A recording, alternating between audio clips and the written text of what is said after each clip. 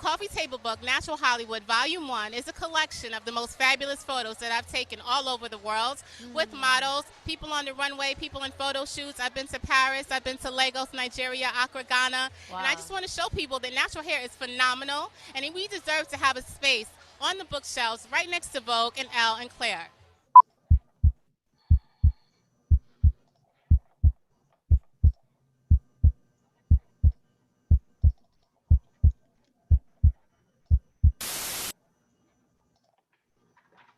Okay, welcome.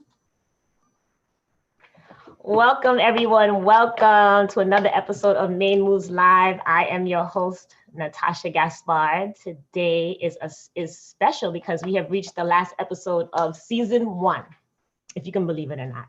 So to commemorate this special occasion, we have a special guest back with us for the second time, and it is the award-winning licensed cosmetologist, hair designer, creative director, and author of the new re-released coffee table book, Natural Hollywood, Volume 1, Ms.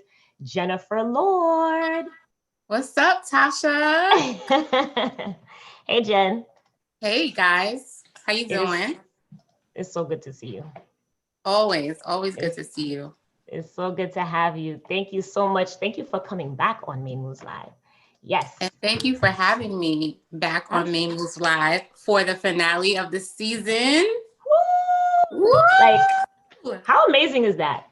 That's crazy. So how many episodes did you have? So this is the 8th episode. This is a show, y'all. This is a show. Okay, she had 8 episodes. She's getting ready to drop the next 8 for the next season. Yeah. And that's going to be even like bigger. Imagine it being better. I mean, how, right? But yeah. It can always get better. We can always grow, right? Absolutely. And you are someone who is dedicated to excellence. So you know exactly what I'm talking about, right? I do. Yeah. So I wanted to introduce, thank you again for being our guest today. So I want to introduce to you a new segment. We're calling it Natural Hair Hot Topics, right? And today is October 23rd. It is a Friday. Thank goodness. Thank you for being with us. Anyone who is on the live watching with us today. We wanted to showcase this new film that came out. It's like serendipitous. It's called Bad Hair. Yes. Have you heard of it? Okay. I have. Okay, cool. So Justin Simien, director of Dear White People, creator and director of Dear White People, created this film called Bad Hair. I heard about it a while ago, right? Yeah. And finally it's here, right? And let me just read a little bit about what it is, okay? So in this horror satire, it's set in 1989. Bad Hair follows an ambitious young woman who gets a weave in order to succeed in the image-obsessed world of music television. Yeah. However, her flourishing career comes at a great cost when she realizes that her new hair may have a mind of its own. Okay, so let us play this trailer for you. 1 second. Listen, I'm a one-woman show today. You're always a one-woman show. I'm always a one-woman show. You had the co-host last week, though, with Diane C. Bailey.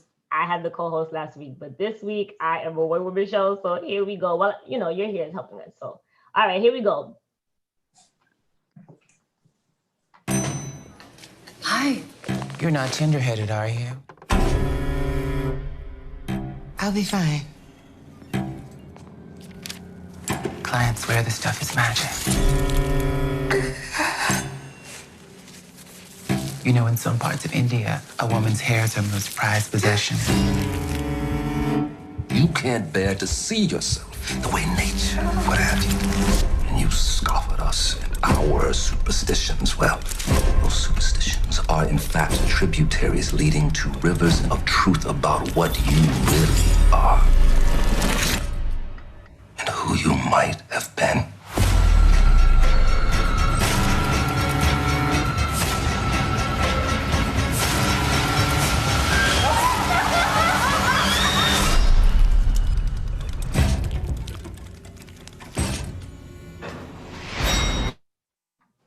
Well, I think I cut it off a little too soon, but you get the gist. So did you see this film, Jennifer? Did you have a chance to watch it? Yeah, it came out today, so I know. But So I watched about, I want to say, an hour of it. okay. And what So was it's your getting first, real. right? What was your first reaction though? Well, I saw the trailer a while back. Like you said, it came out a while ago. And I was like, oh, this on and popping. And then all my homies was sending it to me like, yo. So I knew there was a nice buzz going on about it. And I was just very curious to see like, okay, how are they going to tell this story? You know, how are they going to interject, or how are they going to explain what they mean by that? And I mean, I have to say, after only watching it, you know, like the first half, I was like, oh, that's what they mean. Got it. Yeah. Got it. So what did you think it was before you saw it? Did you think it was going to be something different? I didn't necessarily think it was something different, but I did think that they were going to water it down a little bit more. Okay. No, tell me about that. Go in, because we already know. Now, this is why I say go in, because we saw a film about hair a while ago, right? And it was called Good Hair, right? Yes. And I think that we were very excited about the film Good Hair before it came out. Yeah. And after we saw it, what was your reaction? I'll let you know. So this controversial movie, for me, it was different. Like, okay, let me just say right now, I understand and agree that Chris Rock decided to make a mockery of Black women, which was disrespectful. I think that we had these expectations as natural hair enthusiasts and part of the natural hair movement and industry that it was going to tell the full story, which it didn't. There was really only one representative there of natural hair, one of the actresses. But what Chris Rock did was he told the story from the perspective of people who cover their hair with weaves and wigs. Right. And he was basically saying, why do you cover your hair with wigs and weaves? And then he went to places like the Bronner Brothers Hair Show to kind of, I think he told the story from a comedic perspective, which is his freedom, his liberty to do that. But that's not, I think, what we were expecting. We were expecting more factual information about the culture of natural hair, and that did not take place. I think that Black women were exploited in that movie as well, which was, you know, unforgiving. However, it did start a conversation. Sure it did start a conversation that was not taking place before. It was just like, no one talked about what it was like getting a chemical relaxer and what that was doing to us psychologically, right? Erasing the texture from our hair every 4 to 6 weeks. We were just like kind of indoctrinated into that and expected to do that. And it was like a rites of passage and it represented beauty. And that's just what we did. But this movie kind of like, especially with the Pepsi can scene, where the Pepsi can disintegrates when you put it in sodium hydroxide, it was like, come on, he did a shock value. And it's like, nah, but we really do put that in our hair. Let's talk about that. And so a lot of women, I think, who were thinking about going natural after that movie, they went natural. And women who had never considered it before started to consider it. So while it wasn't perfectly done, and a lot of people have opinions that it was like not told accurately, not told to the extent that we were looking for, it did start the conversation. And a lot of people went natural after that. And stylists that I know, including myself, had a very lucrative career at that moment because of all the people wanting to shun or get rid of the chemical relaxer. Right. That's so interesting, because when I was watching it, I did watch it. I watched the whole thing today. I'm not going to give any spoilers. I think people should watch it. It definitely ended a little bit differently than I thought. Right. I was all gung ho in the beginning. And then I was like, this is a little, it's, I don't know. Horror for me is sort of like, horror for me can border on like real, like horror scary or comedy. Right. And for me, I feel like horror has been comedic for me for a while now. I feel like, okay, maybe when I was a kid, horror movies were scary, but this one was, a little, I mean, it started to get a little silly, and I was like, okay, now. But you know what? I was gonna say, was it getting cheesy? It was to me. And then this is why I bring this up, because I was sitting there and I was wondering, what are people thinking when they're watching this film? Now, the people that I'm talking about are women who are wearing weaves, are, you know, still relaxing their hair. I'm like, is this speaking to them? Like, what are they getting out of it? I mean, I would love to have that conversation with You someone, have to bring someone, you got to bring someone who is about that life. Right. Who's about that life? Because the thing is, and what's so interesting also is the fact that we can look at that as Black women. We can look at that film the way that it begins, and it's our story. It starts off with a horror story. Like, first of all, it's a horror film about hair, about our hair. And how many times have we talked about horror stories or been through horror stories with our hair? A lot. Everybody has a horror story.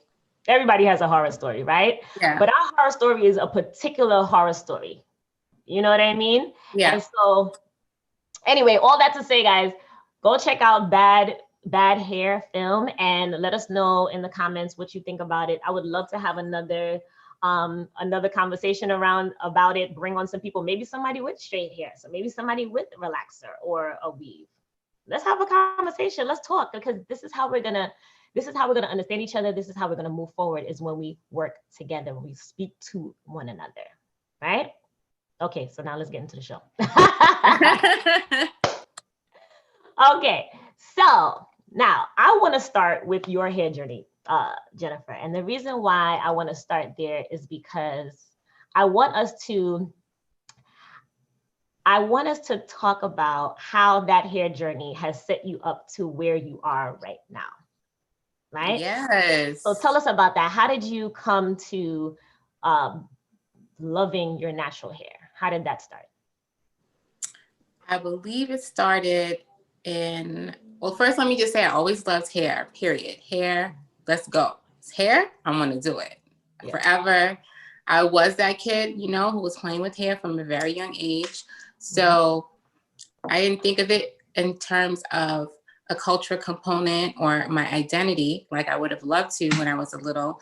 But I do remember, you know, a lot of people doting all over me about my hair and saying how beautiful my hair was and things like that. So I had high confidence about my hair. I always thought my hair was beautiful. I didn't have that experience where people were saying, oh, you have bad hair, or you don't have hair like your sister, or things like that. I didn't experience that. Everyone in my family always praised me for my beautiful hair. So what changed was that people were in my family who were saying, oh, you know, why don't you give Dee a relaxer? So everyone in my family calls me Dee. And they were like, go and give Dee a relaxer. Okay. Because I wasn't the one begging my mom for a relaxer. I begged my mom to let me have bangs. Yeah. Begged her, okay? But I didn't beg for a relaxer. But my aunt advocated for me to have a relaxer because in her mind, it grew her daughter's hair. So my cousin had very kinky, tight, coily, gorgeous hair. It was very thick. Her mom always had a relaxer, had very long, beautiful, relaxed hair. And so when her daughter finally got the relaxer, because her hair was so tight, it stretched it. So now we could see the length more. So she was telling everyone that it grew her daughter's hair. Right? It didn't grow anything. It just straightened it. Right. That's interesting. You know? Yes. Thank you for that. Yeah. So then she convinced my mom. My mom was hesitant. My mom was, you know, a press and curl girl. She would press my hair or blow dry my hair and put braids in it. And then one day I just remember my aunt convinced her and I went with them to Brooklyn because at this point I had moved out of Brooklyn, lived in upstate New York. So we were going back to Brooklyn to get our hair done. We were going to this lady from Trinidad named Sandy. Sandy was laying them edges, okay, girl? She was dropping it. I mean, she was doing it all day long. She did my mom's hair for years, and then my mom trusted her to do mine. And so I remember just having that like kind of movement on my shoulders. I was like, oh, you know, you see that in media. Right. And you have it for a few moments when you get a pressing curl, but it wasn't like that. It was different. And so I remember going to school and I was in middle school at the time. And this Latina said, your hair looks so much better like that. And even in that moment, girl, I knew that was a backhanded compliment, right? Didn't feel right, you know? I can analyze it now, but at that time, it's just a feeling. So Then I ended up going to Catholic high school. All right. So I go to Catholic high school. I'm literally the only Black girl in the school. I'm still getting my, relaxers every 8 weeks or whatever when my mom got me, brought me to Brooklyn to get it. And my experience there was like, I have to get away from all these white people. I have to go to a school with Black people. That was my true experience. I think people underestimate what that does to a person or a child when you take them out of their culture, which is rich and diverse in a place like Brooklyn, and then bring them to the suburbs where there's very few Black people. I think that two things are going to happen if you raise your child in an all white environment and they're the only Black child. Either they're going to not like white people or they're going to not like themselves. Those are the two things that's going to happen. And so what happened with you? I went to Morgan State University. I only applied to Howard, Morgan, Spelman, Virginia State, Hampton. Like, I only applied to HBCUs because I had to go get with my people. I had enough. I had to get away from all the the subtle racism, the blatant racism, the microaggressions. I had to get away from all of that. So I went to Morgan State University and I took African American Studies, and it changed my life. Keep in mind, I'm going to school in the 90s, right? So history has always been my favorite subject, history and art. I'm taking African American Studies. I'm learning information that I've never had access to. So I had like a library in my house that had like Malcolm X and Frederick Douglass and Sojourner Truth and Nina Simone and all this historical icons in our library. But the story of the transatlantic slave trade, like what really happened before then? What were we like before then? That wasn't in the history books, and I didn't have access to that knowledge. So that exposed me to it. And it was like, yo, we were proud, happy people with our kinky hair back in Africa. So what happened? Oh, they ripped out our identity. So it was like a aha moment for me. Like, oh, we don't have a connection to our identity. That's why we're trying to assimilate and be something that we're not. So if I relax my hair, I'm basically saying something's wrong with me. It's psychologically saying to me that this texture is a problem and I need to use a chemical to erase it. I knew fundamentally that was wrong and that I had to overcome that insecurity and I had to overcome that lie that I was taught by not using any lie, right? So I was going to definitely get rid of the relaxer. And I was like, yo, I got to go natural. It was me and my girlfriend, Tony. We was always talking shit. We was always listening to Erykah Badu. We was looking at Lauren with her locks and we were like, we got to go natural. We got to go natural. And there were a few girls on campus who were also doing the natural thing. And I would just like stare at them in awe, like I want to do that. But when it came time for me to do it, it was hard for me because I had grown out maybe like 3 inches of new growth. I was determined I was going to grow my relaxer out. And what I ended up doing was getting a kitty perm girl. My boyfriend came into town. I was like, I'm about to meet all his family members. I was not prepared. I wanted to have my straight hair. So I got another kitty perm. But then that same boyfriend somehow decided to have Jonathan, my son. Okay, that's a good turn. Yeah. So we ended up bringing Jonathan into the world, and it was like, there's no way that I'm gonna have a relaxer and raise a kid. That's where I draw the line.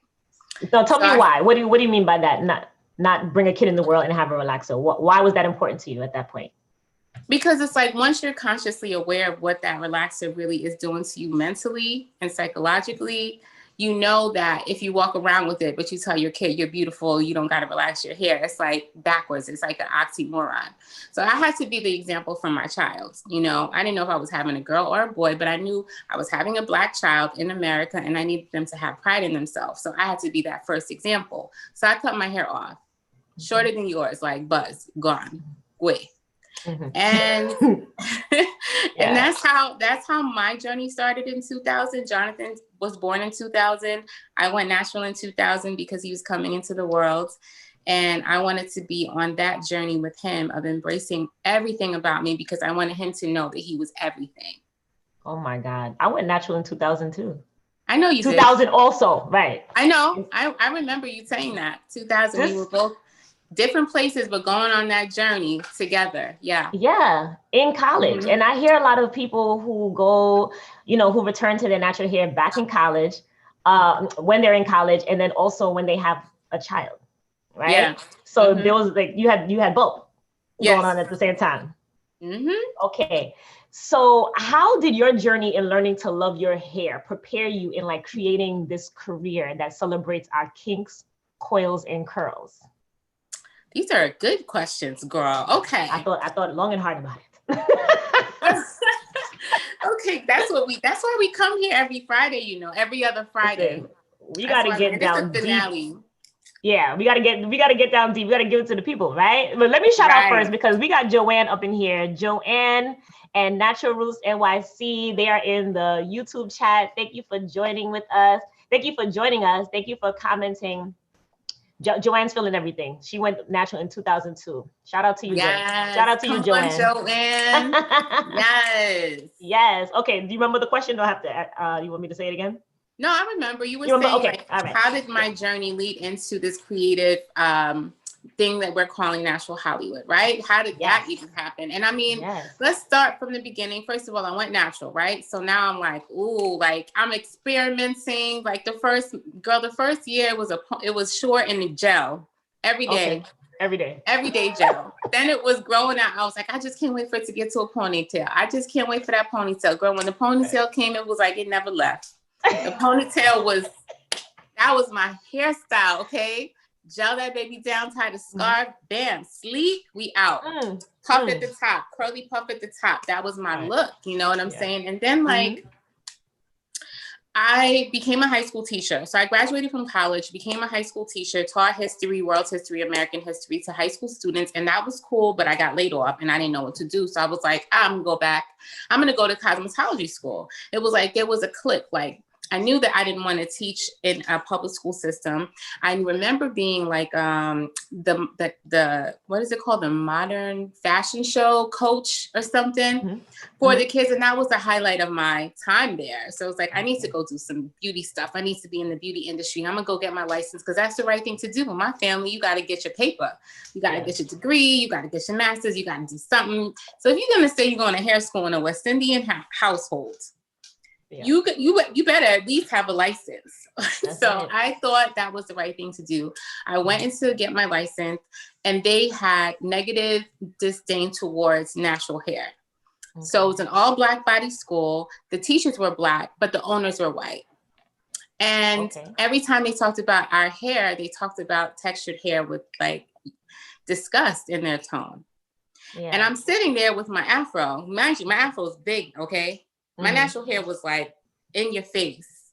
Right. And I'm sitting there, the only person with the natural hair besides a sister with locks who was very chill. She didn't have nothing to say. She was just there to get her paper. She was like, bye, y'all. But I was very outspoken. So I'd be raising my hand like, I'm sorry, why did you just say nappy like that? I'm sorry, do you realize that we're all Black in here and you're Black too? You sound like you hate yourself. So this is 20-something-year-old Jennifer saying these things in class, making people uncomfortable. But I just thought, how dare you talk about our hair like this? So I had enough. I went and I bought a textured mannequin. Okay. And she was Black girl. She was cute. Okay. She reminded me of me. She had the night, her hair was fire. So I'm like, look, this is what we should be doing a press and curl on. That's how we're going to be able to tell if we're doing it right. Yeah. And I created a petition. And I had all the students sign it, and we started having these conversations, and they started challenging the administrators and the teachers. And the next day, the financial aid department asked me to come in saying that I hadn't completed enough hours for the time that I was there. Mind you, I had already done 1,100 plus hours out of 1,200 required hours. So I'm on my way to graduating. And they're like, you got to come up with this money. I'm not working. I don't have no money. So I ended up not coming back. I went to one teacher, though, Black woman, and I was like, they don't want me to come back. What should I do? She's like, well, you don't have the money. I was like, no. She was just like, well, you have your degree. They can't take that away from you. It wasn't support.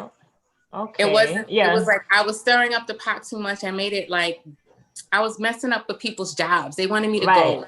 So I left. Just be glad you have your degree and just, and go on about your business. Yes. Stop making ruckus out here. Exactly, girl. Get your relaxer and be quiet. What's wrong with you? So I ended up going back into retail, which I didn't want to do, but I went back in there and I ended up meeting this woman named Natasha Jackson while she was shopping. We were both political science majors, so we had a lot of classes together. So I'm like, hey, big time, what law school did you graduate from? You know, what law firm are you working at? Or did you start your own? She's like, no, I have a business. I'm a business owner. I was like, oh, okay, that's cool. What do you do? She was like, I do hair. I was like, stop playing. So at this time I had gotten kicked out of cosmetology school and she's talking about hair. But again, we had this similar path of being in the same major. So I'm like, really? Hair? Yeah. And she's like, yeah. I said, well, you know, I was going to have my license, but then I got kicked out. She was like, you don't need your license to do natural hair. See, at the time, this was 2000 something. So Maryland didn't have a natural hair care license. So we were able to do hair with a business license. So I called her salon and I asked for someone to install my locks. And this beautiful queen from Baltimore named Nika installed my locks. And she was like, I was like, I know how to do all the other stuff, but I don't know how to do locks. She was like, you know how to do double strand flat twist? Girl, you know how to do everything. She was like, you know how to cornrow? Girl, you know how to do everything. I'm gonna show you how to do these locks real quick. She showed me for like 5 minutes and she was like this with the palm roll. And next thing you know, I was doing locks. Right. I went and I advocated for an interview. I got the job because she moved to Atlanta. So I got her position. I started working in the salon. I worked there for about 1 year and 3 months. I learned a lot from Natasha and another lady named Miriam. And then I went and I opened up my own salon and I worked from home so I could be more supportive to my children because I had Jonathan and Jalen now and I'm a single mom. So this opening of a business and doing hair, it was just like, oh, first of all, my hair is dope, right? And I have these locks now. I've wanted them and I'm like looking at them and I'm like, oh my God, they're so beautiful. But now I have them. Yeah. So now I'm part of this conversation and I'm understanding that journey and embracing the beauty that they are. And I'm attracting people with locks. So I'm meeting amazing people. I'm doing their hair. I'm having a lucrative business. And my self-esteem is shooting through the roof. So I made the connection like, oh, you know, when you embrace your texture, when you embrace your features, when you embrace your complexion, when you embrace your gifts, because for so long it was just like, you're just a stylist, you know, in our community, in our culture, it's like you have to be a doctor, a lawyer, a nurse, an engineer. And that's like nice. Some people just doctor, you know? So, and especially in a Caribbean household, that's like usually the things that are, you know, revered or held up high and esteemed to you know, to be. Yeah. Exactly. You know exactly what I'm talking about. Girl, IET up in here and you in Grenada. And Grenada. So it was like, go get your 50 degrees and go in debt and make us proud.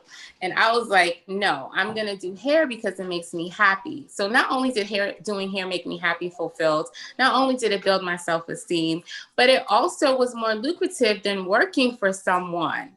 You know, I was able to make my own rules. I was making enough money to take care of my family. And it was just like, this is what I'm supposed to do. I'm supposed to do what I love. If you do what you love, you'll be fine. And I wanted to spread that and share that because I tortured myself with guilt for not going to law school, for not becoming the attorney that my family wanted to be. But I was happy though. Okay. And I wanted other people to know that. Yes. Yes. Well, girl. Okay. So this, let me tell you, everyone who's watching, like, this is just a smidge of Jennifer's story. Okay. This is just a little piece because there's so much more. There's so much more. Your story is so rich and it's so amazing, right?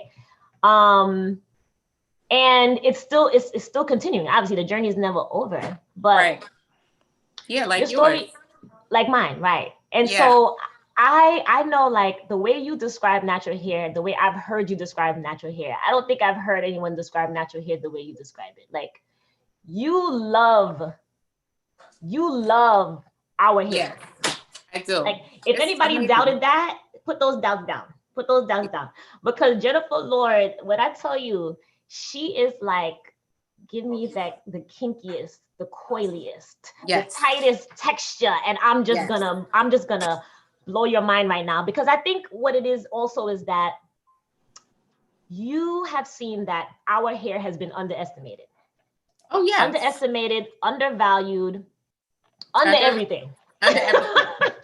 Right? And I was watching, okay, so we're working on a project together, right? And we worked on a lot of projects together, first of all. Yeah. So, but we're working on a project right now. And Right now. I was doing so much research and watching all the footage that I've ever taken of you or that you've ever done. So I can't remember where I got this from, but I did pull something that you said. I think you said, contrary to popular belief, natural hair allows the most versatility. Natural hair is high fashion and fabulous.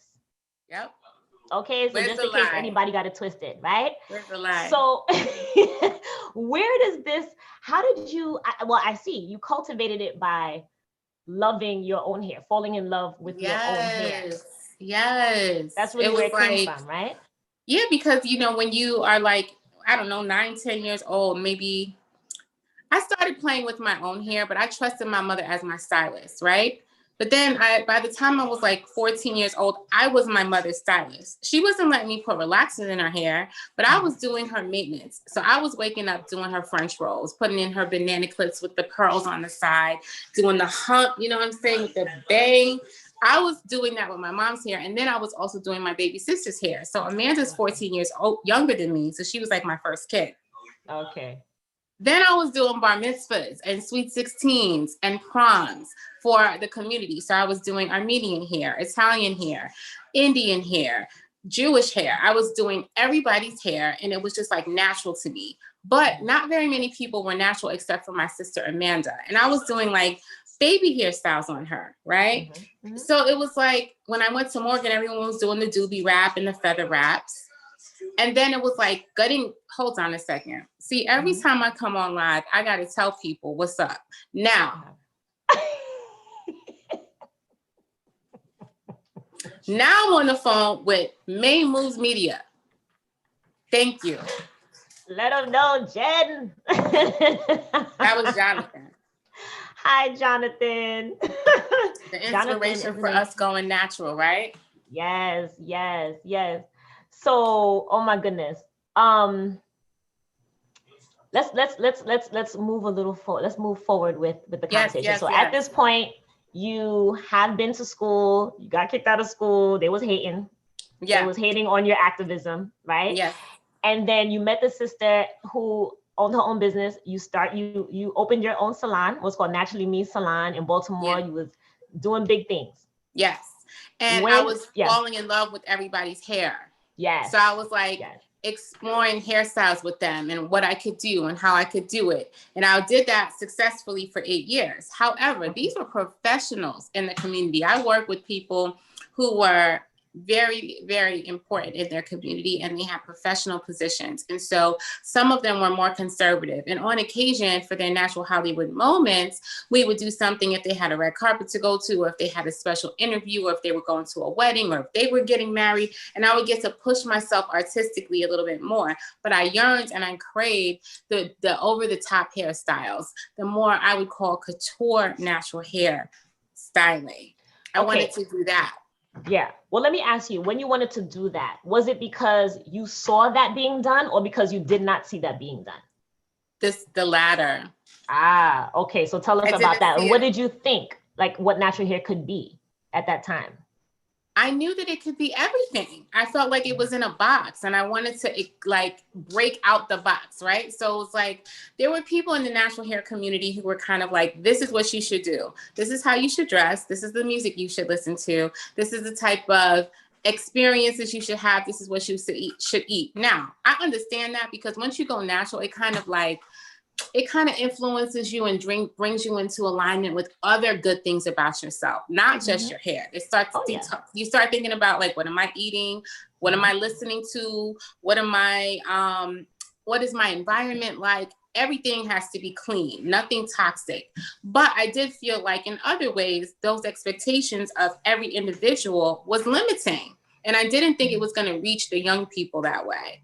My thing was, don't put me in a box. I can do whatever I want with my natural hair. I do love and embrace my natural hair, and I'm not limited about it. I don't feel like I'm limited by my natural hair. I feel like I have more opportunities and more ways to style it. So I wanted to show that like natural hair could be like vintage. And we didn't have YouTube and Instagram then and Facebook. We didn't have it then. So it was like, where was our resources? Essence Magazine. Love Essence Magazine. But I felt like the representation of natural hair was always the same. It was a repeat. They were always going back. They weren't bringing it forward. So girls were looking at it like, I don't want that. That's not me. That's not sexy. I want to be sexy. I want to be fly. And I understood that because I'm fly. Right. I understood that, you know, I could put in, you know, I like diamonds, pearls, and I like cowrie shells, and I like wood. I mean, and you know, like the spiritual things and Dinkra symbols and my jewelry. I like all of it. So I was like, why do I have to pick? You know, why do I have to, you know, only represent myself in earth tone colors when pink is my favorite color? So that was what Natural Hollywood allowed me to do. Okay, that's a great topic. That's a great point that you bring up, because I remember when maybe throughout my journey, I can't remember exactly when, but I know that a few friends of mine had concerns about returning to the natural hair because they thought that they had to change their way of dress. They thought that they had to look bohemian, like hair goes with your clothes or something. Like once you, like it's a sort of a caricature, like a character that you're playing, right? Yes. When in essence, you just got to be who you are. Yes. That is it at the end of the day. Like you're not trying to be. So when someone returns to their natural hair, they're not trying to be. And you know, so interesting, because I remember when I went natural, like a lot of people didn't understand it. And they were like, oh, you're going to go back, or it's, you know, it's just a phase or whatever. And I'm like, you don't even know what you're talking about. This is so like I love my hair so much. Yes. Like my hair is so dope. Why would I go back? But you know, some people did go back. A lot of people went back. A lot of people went back. You know, a lot of people went back and forth. And you know, it's for a lot of reasons, right? Because we have to realize that it's not just about style. It's not about style at the end of the day. That's the fun part. That's the fun part. That's when you get to have fun. And obviously I want you to talk about the fun that you've been having, right? Let's get to, so you created Natural Hollywood because you wanted to merge those. You wanted to bring all of you, right? All of your beauty, all of the things that you love to this platform. And you wanted women to see themselves in that. You don't have to be natural and be boring. You can be natural and sexy and glam and high fashion and all the things. So can we talk about that? Let me tell you about it. Let's talk about it. So I'm working in the natural hair community and I'm finding out about the network, right? So it was like underground. I didn't know what was going on. Next thing I know, I go to the World Natural Hair Show in Atlanta, Georgia. All right. First of all, Georgia, people are dope. They were so hospitable, so gentle, so kind. I understood that Southern love, that Southern hospitality. That shit is real, all right? Then I go to this hair show, and there's this lady there by the name of Mushika, and she has a company called Runway Curls. Yes, and that the damn salon. For the damn salon. Oh my God, they tore up the runway. So they have their expo and their convention, and you can go crazy buying 17 million products. That wasn't really me. I wasn't ever into the products like that. I was into the jewelry and the clothes, right? Because it was like beautiful Black art and Black owned businesses. So you just felt good being in that energy. And then in the nighttime, you get all dressed up and you go to the fashion show. Well, girl, we were in VIP right in the front. And when I tell you, the styles, I still remember them. Okay, she had such a positive influence on my desire to be a stage representation, like to bring models on the stage and go crazy with the hairstyles. I had never done anything like that, but I saw it and I was like, that's what I want to do. Yeah. When I tell you, she did Nubian twists on locks and bring them up to the top, and they were towering and they were colored, and the woman was chocolate. I was like, right, it blew you. Girl. Woo! Yes. It changed my life. I don't know if she knows I don't even know if she knows that, because the natural hair industry is like you cross paths or whatever. But like, if you're out there, Mushika from the damn salon, when I saw your show, you changed my life. Good night. Yes. Shout out to Mushika, because she was on a reality show about hair, and she was the only one representing for natural hair on that show. Is she Nigerian? I'm not sure. I'm not I'm sure. not sure, but she's Yeah. a very proud African woman, Oh. so she wasn't playing with nobody's life. I felt so bad for them. They thought they could come for her. She used to shut them down so all the way eloquently. down. And that is the thing right there, right? And I feel like you have it, right? So tell me, because when I think about Jennifer Lord, okay, audience members, when I think of Jennifer Lord, what comes to mind is the statement, unapologetically Black. Yes. Unapologetically Black. What does that mean to you? And how does that feed into your work? So I guess like imagine back in the day when we had television or movies, right? Yeah. Usually there was only one Black girl.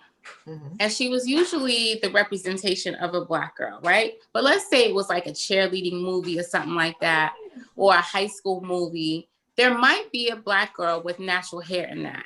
And where was she at? In the back.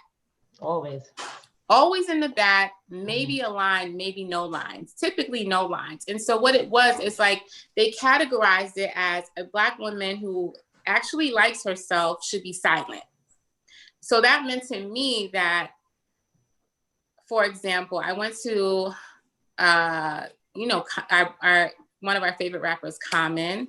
He did a interview where he talked to about 10 people at Towson State University in Maryland. And I had the opportunity and the privilege to be able to be one of the people at the interview, right? Mm-hmm. When I get there, there's like 4 chairs in the front, 4 chairs in the back, 4 chairs in the middle and the back. It's like 12 chairs. And the 4 chairs in the front have people in it. So what did I do? I took the chair from the middle and I put it next to the 4th chair, making it the 5th chair, because I don't belong in the back. I don't belong in the middle. And I don't know why that story came to me, but that's really like how it feels to be a natural woman. I'm not playing a Black role. I'm not playing the silent position, the quiet position. I'm unapologetically Black because I look amazing and my hair is dope. And so does everybody else's hair who's, has the courage. We need to support that journey. We need to embrace something that we're not maybe used to. And we need to stop apologizing for our hair being what it is or for anything about you. First of all, we have no control over it. Second of all, it's so much more valuable to embrace that, who you are and what you are. It's so much more valuable to you in your life, in your future, and how you have relationships with other people, how you show up. So again, when you feel like empowered by it, it's like you have to share it with other people because you want them to feel that same empowerment. It's like, girl, you look good. Your hair is fire, okay? I just love how that thing twists up and coils up. And I'll be like, your hair doesn't want to do that, and it's like we have fun celebrating these unique qualities of people because that's what makes you you. So like growing up, right? Growing up, it's like, oh, I remember I thought this, like, I'm not going to lock my hair until I get married. Well, first of all, I don't know where God put my man at, but he's real busy because I don't know where he at. But anyway, while he's working his way over here to me, I'm loving up on myself, right? And I remember thinking that I had to straighten my hair for special occasions. Like when I get married, I have to straighten my hair. When I do anything, it's like that's what we were taught growing up. When I was a flower girl in weddings, it's like press and curl for the wedding. You're not gonna wear your kinky hair. Look at Sasha and Malia. They also straighten their hair for the inauguration, right? It was like it's special. And so what happens if we actually celebrate our texture for those special occasions? We're really not downplaying the event, we're elevating it by being and showing up as ourselves. Because if you're gonna marry somebody, don't you want them to love you the way that God made you and the creative, unique things that only your hair can do, and it can only look that way on you. So when your boo sees you, it's like, that's me? You like that curly hair you got, that's what I got? That's what you want. You know what I'm saying? So I'm always encouraging people that let's get creative with how we show up with our natural hair and let's make an event out of it. Let's just embrace the hell out of it because it's super empowering. Absolutely. Oh my God. So then now that brings us to the ultimate celebration of natural hair that you created for us, Because Yeah. you gave us a gift. Let me just get that. Yes. Let me just let you know. That's so You have given us beautiful. seriously. You have given us a gift in Natural Hollywood, the coffee table book, volume 1. So that means there's gonna be other volumes coming. Just so y'all know. Just so you know. Just so you know. But Yes. definitely cop volume 1 because it is out on sale now and shipping starts in Yay. November. So tell us, for those who don't know, I know whoever's following me knows because I'm always posting about it. Yes. And and supporting Jennifer on her journey, and so her successful journey, right? And so tell us about this, your baby. You call this your third child. Tell us Yes. about It's about my the book. third child that doesn't talk back to me, but it costs a lot of money to raise that child, though. Same as the other ones. Don't sleep. But you know, I just wanted there to be a coffee table book. It was a selfish desire that I understood would reach and touch the hearts of the masses, because I know I'm not the only one who loves beauty, who loves lashes, who loves fashion, who loves African prints and all these over the top hairstyles. I mean, we are in place. Look at Brooklyn. Brooklyn's so rich.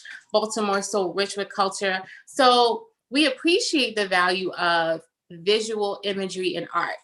We love that. Okay. And one of the things that are in the other communities is that they have coffee tables books like Tom Ford and I see Chanel, you know, these European coffee table books that don't really represent us or have too much representation of us, because I love you, Naomi Campbell, but you are not the only Black person that's beautiful. You know, there are so many more models. There are so many more representations of beauty. And one of the things that I saw that was happening with people like Naomi was that she was becoming unapologetically Black as well, saying no to only straight weaves and also being open to wearing textured wigs as well, which is really a huge step in the right direction, just to validate and to uplift and elevate other little Black girls with hair that is natural. Right. And anyway, the point back to Natural Hollywood's coffee table book, I just wanted to create something that celebrated the full spectrum of Black beauty. And I didn't see that. I loved flipping through those pages, but I knew that there was a missing component. And it was that I don't see my reflection. I don't see my representation. So how am I going to convince my daughter that she's beautiful? And it was like, I kept talking about it, girl. I kept complaining about it for years. And then I picked up a magazine one time. I was in DC at my girlfriend's house, and I was like flipping through the places. I was like, I'm going to do one of these one day. And let me tell you about manifestation. I mean, I believed that I would do it someday, but someday seems so far away. But not too long after that, I did an online magazine and I grew, you know, each one got better. It was online. It was still expensive, but it wasn't as expensive as printing something. So it gave me some expression. I got to do photo shoots. I got to work with different people. I got to learn. I didn't go to school for this. You know, I just kind of did it and like learned, made lots of mistakes, blew lots of money, made lots of risks. But I had this passion and this need to create and to do something great. And I wanted us to, again, not be in the box, because every Black person is natural before they put something in their head. So whether you're a ballerina, a fireman, an educator, a beautician, there's no character or definition of natural. Anyone can be it. And so let's represent those personalities and those charismas in the book. So when you look at it, you're going to see different themes in each chapter. Oh my God, that's amazing. Thank Everyone you're natural. You're natural at birth. Yes. Natural since birth. Yes. Shout out to Loxins for sending me this. I love it. I need to get a cup, Loxins, because I'm going to be taking pictures with your cup in my book, because we got to cross promote. Bye, Jonathan. Yes, we do. And I want to talk to you about, in the few minutes we have left, because if you guys have not had enough of this conversation, then you need to head on over to Jennifer Lord, Natural Hollywood, her IG live. We will be there having a conversation. I have my cocktail ready for that. It's such a fun party. Sipping. Right. Jennifer's pre-gaming. And so we have a few minutes left, but I want to talk to you about your how are you doing in this pandemic, right? And also, you've created, like you have been creating throughout this whole pandemic. And tell me about the process of putting this thing together, because it's a lot. It is a lot. But I don't remember a time in my life when it wasn't a lot. So I think that's what the discovery was. Like, you're going to get through this just like you got through everything else, Jen. You were born for this. You were born for adversity. It's never been, this straight, narrow way for you to get to where you were going. You kind of went up and down. You fell off. You got back on. What do they say? Fall 7 times, stands up 8. I've lived by that, I'm just not a quitter. So let's talk about specifically the pandemic. I think what happened with the pandemic was shocking. And I think for a while I was in complete shock, because right when that shit happened, I had just gotten a contract to be hair supervisor in a Broadway play. Right. That was huge. There are people in the industry who worked for 10 years to do something like that. And here I was few months in, and I got this opportunity, which meant that I was on my way to get into the union. So I was hyped. Girl, they were like, I got to the first rehearsal. They were like, so we're going to be closing the theater for 2 weeks, just 2 weeks. And then, we'll figure things out from there, because everybody was in denial and everybody was in shock. And so I'm in shock trying to process what's happening. And at first it was like, ooh, I got a vacation. I don't got to do nothing. Wow, the world is shut down. You mean I could watch Netflix and not feel guilty about it? Oh, let me order something to eat, right? So then it was like, but then that got old. And then I saw how people were kind of like moving on into this, like, very outspoken about it. And everybody knew what to do and everyone had the answers. And I was like, what y'all know how y'all know about this? Because I'm looking up Spanish flu, trying to research what happened 100 years ago, because this is new to me. I don't have the answers. So the only thing that I did know, I felt like insecure. Like, I don't know what's going to happen now. I'm not in control. But what I did know was that I had time.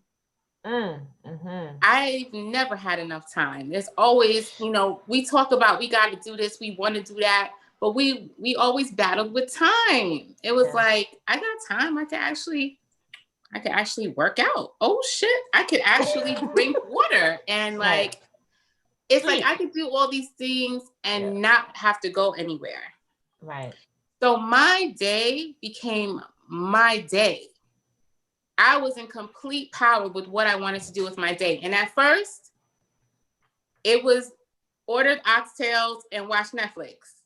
Then you graduated from that. You were like, But then that got old and I wanted to try to be vegan. So I started watching stuff about being vegan. I started watching stuff about, making myself healthy. I wanted to change my energy because I was gaining mad weight, wasn't comfortable in my skin, wasn't happy with the way I was feeling. I had to be radical. I had to have radical acceptance that things weren't going to be the way they were, and a radical discipline to change the way I wanted to feel about myself and help my mental health.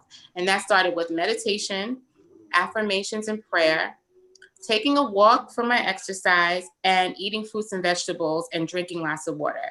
And that definitely transformed my mental state so that I was able to manifest and have the courage to save enough money to finally print my book.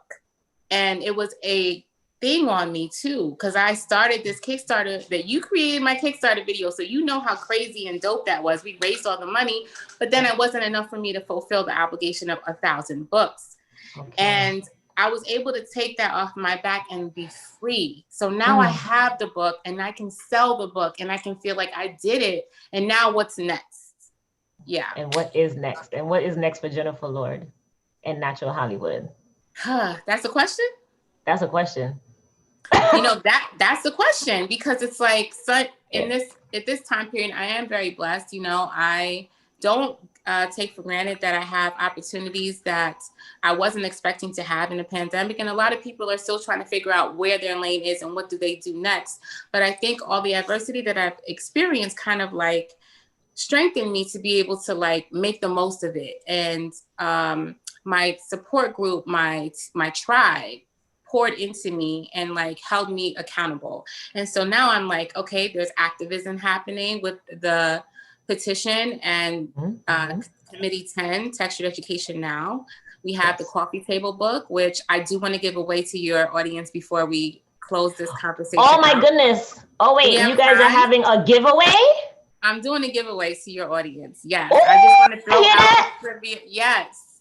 So all right. So what they got to do? Question. You got to do it. I'm making you do it. I want you to give them a trivia question about Nashville, Hollywood, and May Moves. If they can name 2 of our collaborations, they get a free coffee table book. Yeah. So think about that, you guys. Yeah, think about that. So 2 events that Main Moves and Nashville Hollywood collaborated on, and you win a free book, a free Nashville Hollywood Volume 1 book. You gonna want to get that if you keep it for yourself or give it as a gift. Yes. Come on, don't sleep. Y'all gotta Google. Come on now. Y'all got like 5 minutes left. Don't tell him to Google. Don't give him no hints. I'm just joking. Do what you gotta do, guys. We can't do what you gotta do. Right. We don't know what's going on. But yeah, so we have the book going on, and then we have the education component. I'm teaching classes on natural hair. I'm working with people in theater, film, and television to see where that's going to take me. I still have, I still do a little bit of hair now and then with my clientele, and I do freelance. I'm actually doing a photo shoot tomorrow with Island Boy Photography. So yeah, I didn't know it was Island Boy Photography. Oh, okay, that's about to be on a whole nother level. You know how he do. I already know how he do. I know how you do. Is this the first time you're working together? No, it's not the first time we're working together. And we I'm hoping that we work together again, because with this shoot, we're just doing like like beauty, but I'm looking forward to doing Afrofuturism with him. God, first of all, just Afrofuturism, the term and what it means, I'm so here for it. And I think that is the key I think that's the key for everything that we're looking for. Afrofuturism. We only have 3 minutes left because I want to jump off and get ready for Jennifer's live. So I don't see any answers up in here. So that means that you just have another chance to win by going to Jennifer's IG live. I think you're going to do a giveaway there, right? I am. And you know what? I'm going to do 2. So if you guys want to come and continue your Googling, then you might have a chance to win. So I'll see you guys in a minute. Yes. So head on over. Natasha. Hollywood. Yes, my love. Thank you so much for everything. I know I say it before, but like seriously though, like the scholarship, y'all know she got me a scholarship, right? I don't think they know. But we're going to talk about it on your show. We're going to talk about it on your show. I want to thank you for all the work that you're doing. You inspire me. You inspire others, because I read the comments underneath your post, and people are really touched. People are really inspired. Thank you. The love that you have for us, for Black people, it shows, and we need it. We appreciate it. Yeah. And I just want to congratulate you on following your dreams, on creating your dreams, right? The name of this segment, the name of the show was Creating Natural Hollywood. And all of those things that we talked about today were ingredients that created this amazing piece of work that we have. And I want everyone who purchases this book, purchase multiple copies, first of all, right? Because I actually saw the book the other day. It's bigger than I even thought. Like it's bigger. I was like, this is big. It's a huge book. It's glossy. It's beautiful. The images are breathtaking. And the fact that you took your time, you dedicated your love and attention to detail, and your dedication to like excellence, and having us see ourselves like that. I'm in love. Do they know that you're in the book? Do they know you have a spread? I don't think they know that. And guess what? I was like, I'm in this book too. Guys, I'm in this book. Okay. So Davuism wanted to know, what was the question? What are the 2 things that we collaborated on? But go to Natural Hollywood, because we only got 1 minute left, and I want Jennifer to get ready. Okay, thank you guys. IG Live, Natural Hollywood, May Moves, and I are going to keep talking. Yes, we will. Thank you, everybody, for this amazing season of Main Moves Live. We'll be back for season 2. So just stay with us at mainmovesmedia.com. And of course, our YouTube channel, Main Moves TV. I love you.